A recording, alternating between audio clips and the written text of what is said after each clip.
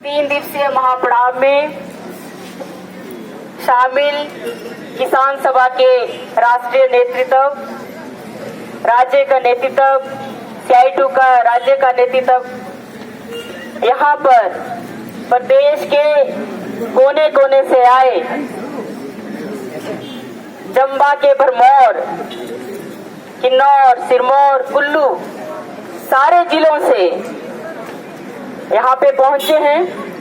यहाँ पे पुलिस प्रशासन के लोग, मीडिया के लोग, इस पड़ाव में आप सब लोगों का स्वागत है और धन्यवाद करती हूँ। दूर दराज के क्षेत्रों से आजकल फसल का टाइम है, शादियों का सीजन है, लोगों की व्यस्तता है, इसके बावजूद भी इसका जो महत्व है उसको समझते हुए भारी संख्या में हम सुबह ही देख रहे थे, कुल्लू से, शिमला से, दूर दूर से जो हमारी महिला साथी यहाँ पे आई हैं, सबसे पहले पहुंचना शुरू हुई थी। तो ये जो मजदूर किसानों का यहाँ पे इकट्ठा होना, ये दर्शाता है कि केंद्र की सरकार चाहे राज्य की सरकार, इन सरकारों का जो काम है, जो जनता के लिए इनकी जो जिम्मेदारियां हैं, उनको पूरा करने में ये सक्षम नहीं है।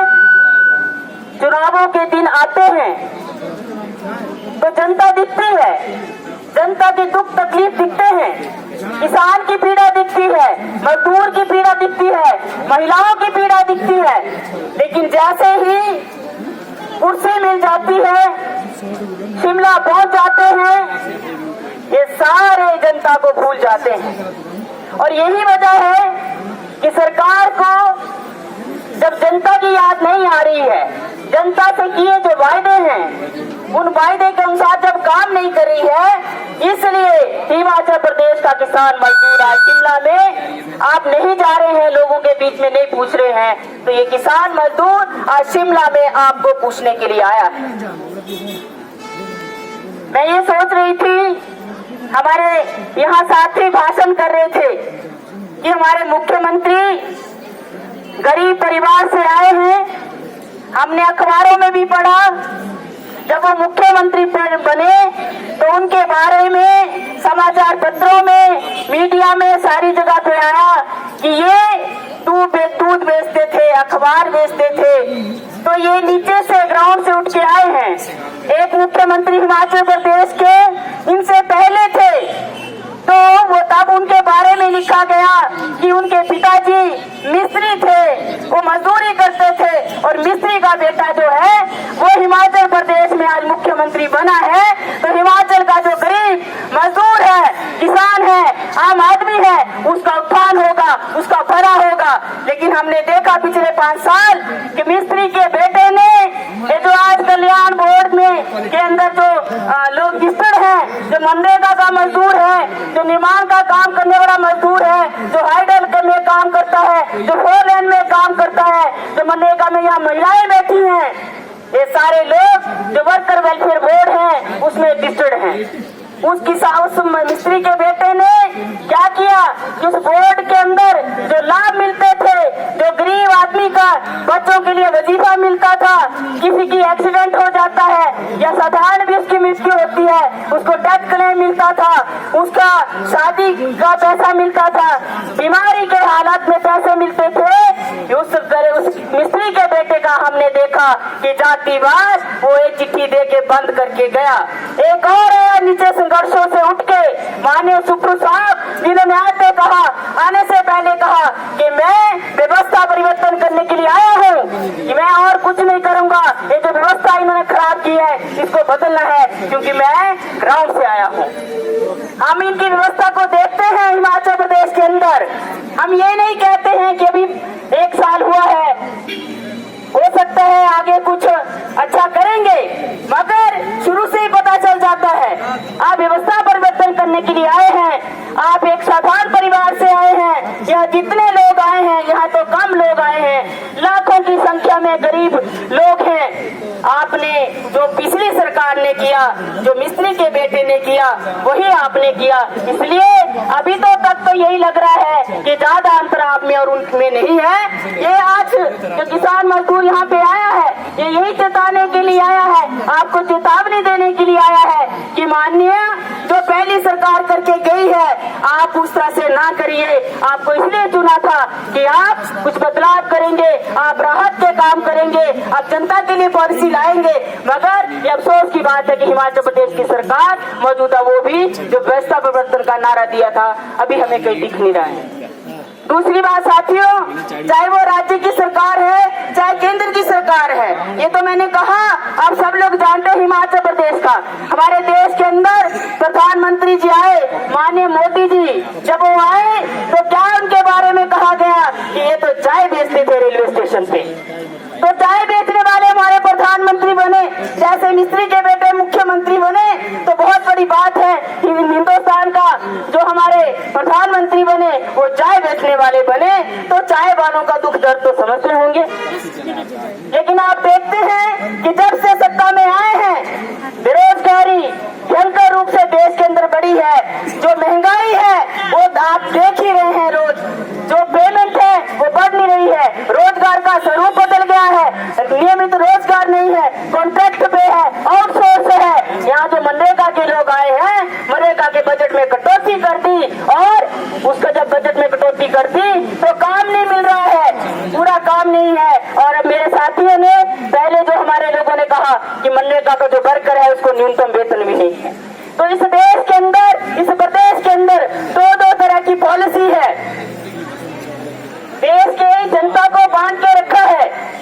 एक बड़ा वर्ग है, उसके लिए सारी सहूलतें हैं, उसके लिए सारी नीति सरकार केंद्र की ला रही है। आजकल आपने देखा कि बहुत सब लोग जानते हैं कि अडानी साहब के ही वो दोस्ती जो है, सब लोग बोलते हैं ये दोस्त बने हैं, वो गरीब आदमी के नहीं है, वो चाय वालों को नहीं आज पूछ रहे हैं। उनके बोलने पर वोट देकर सरकारें बना दी, मगर आज किसके लिए काम किया जा रहा है? आज काम अडानी के लिए किया जा रहा है, आज काम इस देश के बड़े कारपोरेट के लिए काम किया जा रहा है। और जनता जब बोलती है कि महंगाई कम करिए, तो जो 400 रुपए का सिलेंडर है 1300 रुपए करने के बाद जब चुनाव आते हैं 200 रुपए कम करके 900 रुपए कर दिया।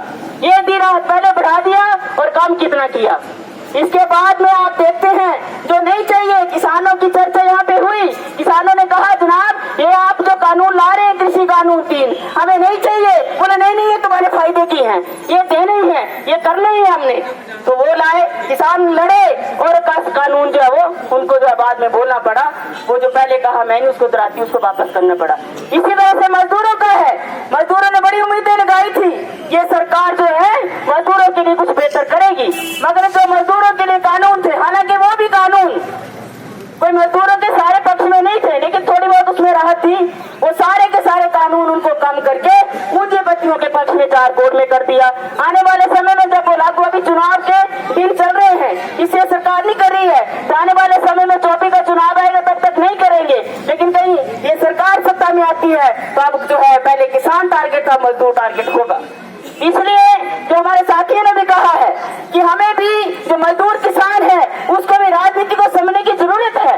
अगर हम इस राजनीति को नहीं समझेंगे तो हर बार हम कभी चाय वाले के उसमें फंस जाएंगे, कभी धर्म जात के उसमें फंस जाएंगे। हमें उलझाते हैं, जनता को उलझाते हैं कि हम ये करने वाले हैं। हमें ये याद रखना है कि इन सरकारों ने जो हम मांग इतने सालों से कर रहे हैं, हमारे लिए जो कानून थे वो क्यों नहीं सरकार लागू कर रही है, हमारे कानूनों को क्यों बदला जा रहा है और किसके पक्ष में कर रहे हैं। हम कहते हैं कि बिजली का प्राइवेटाइजेशन नहीं चलेगा, बिजली महंगी है सस्ती करो, वो बोलते नहीं स्मार्ट मीटर ले आएंगे, वो भी चर्चा हुई है। तो जो हम नहीं चाहते जबरदस्ती दिया जा रहा है। तो इसलिए ये हमारा दायित्व बनता है हम सब लोगों का कि हम किसान मजदूर अपनी मांगों को लेकर तो हम जो लामबंद हुए हैं, लेकिन जो जनता पीछे छूट गई है उनको भी समझाने की जरूरत है। हमारी जनता भोली भाली है और उस भोली भाली जनता को ये पार्टियां चाहे जो मर्जी हो, एक हो चाहे दूसरी हो, झूठे आश्वासन देकर सदियों से ये हटकते आए हैं। तो हमारा जिम्मेवारी बनती है। और हमें सरकारों को भी कहना चाहेंगे कि ये जो 3 दिन का महापड़ाव यहाँ किया किसान मजदूर कर रहा है, ये आने वाले समय में तो हमारा नेतृत्व जो है उसका घोषणा करेगा कि हमारा आगे लड़ाई क्या होगी। मगर लड़ाई यहाँ जब हम आए हैं तो हम पहले निचले स्तर से चल के आए हैं। हमने गांव स्तर पर, पंचायत स्तर पर, ब्लॉक स्तर पर धरना प्रदर्शन किया, सरकार को आगाह किया कि आप जो है ये ठीक नहीं कर रहे हैं, आपको जो हमारा मांग है उस पर बात करनी चाहिए, उसको सुनना चाहिए। आपने नहीं सुना तो आज यहाँ पे इकट्ठे हुए हैं। और आगे के लिए आज से यही संदेश है सरकार के लिए कि अगर आप ये बात नहीं मानते हैं, किसान मजदूर की, किसानों की समस्या, रोज किसान सड़कों पे हैं, किसी को दूध का मूल्य नहीं, समर्थन मूल्य नहीं मिल रहा है, फसल का समर्थन मूल्य नहीं मिल रहा है, बागबान परेशान है, तो कौन सुखी है इस देश के अंदर, इस प्रदेश के अंदर? अगर नहीं है तो हम सब लोगों को, जो मैं कह रही थी कि अपने साथ साथ में हमारे लोग जो घर में हैं उन लोगों के बीच में भी सरकार की नीति को लेकर जाना पड़ेगा। और अगर राजनीति ये तय कर रही है कि हमारा रोजगार कैसे होगा, ये महंगाई का क्या होगा, तो हमें भी तय करना पड़ेगा मजदूर वर्ग किसान की राजनीति क्या है। और जो हमारे पक्ष में नीति नहीं बनाता है तो उनको भी जो है उनके पक्ष में ना जाकर उनके खिलाफ हमको आने वाले समय में काम करना पड़ेगा। तब जाके हमारी जो मांग है, हमने जो लड़के जो कानून हासिल किए थे उन कानूनों को बचाया जा सकता है और अपने हक को भी लिया जा सकता है। मैं आप लोगों के बीच में इतनी बात रखते हुए आप सब लोगों का बहुत बहुत धन्यवाद। जिंदाबाद।